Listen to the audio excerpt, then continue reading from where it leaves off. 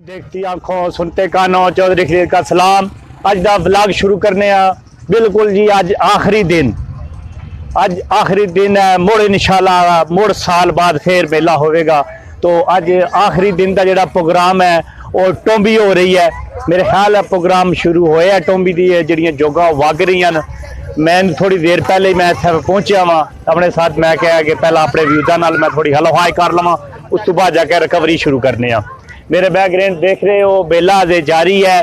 तकरीबन हुण चले मेले की अज रिकवरी बनाने। बहरहाल वीडियो बनाने तो पहला जिस भाई ने अजे मेरा चैनल सबसक्राइब नहीं किया पहले तो मेरा काइंडली चैनल सबसक्राइब करो। हुण चले मेले विच जाके उत्थे देखने। मेरा ख्याल शुरू होया वा असी खूह दे बिल्कुल नज़दीक मेला शुरू होने लगे सैट करन दान फिर लगे बस।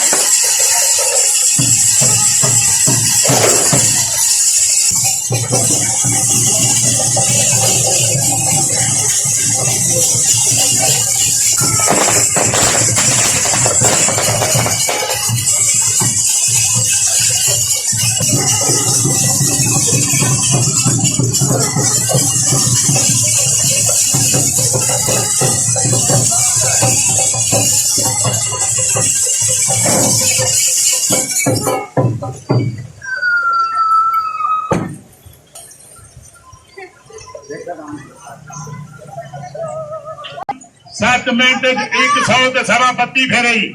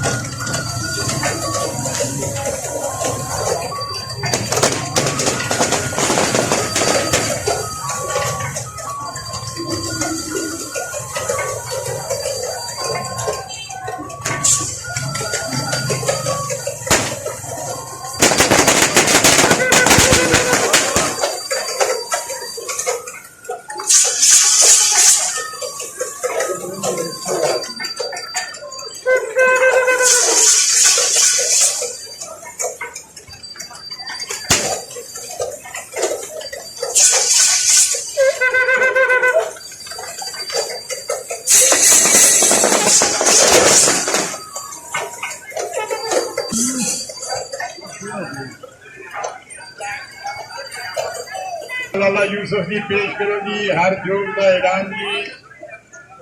जो तुहाडे सामने वजी है जनाबे चौधरी ताले अहमद दी मरहूम चित्तन के नाम से इन्हां दी जोग ने 7 मिनट 100 ते 37 फेरे मारन जी।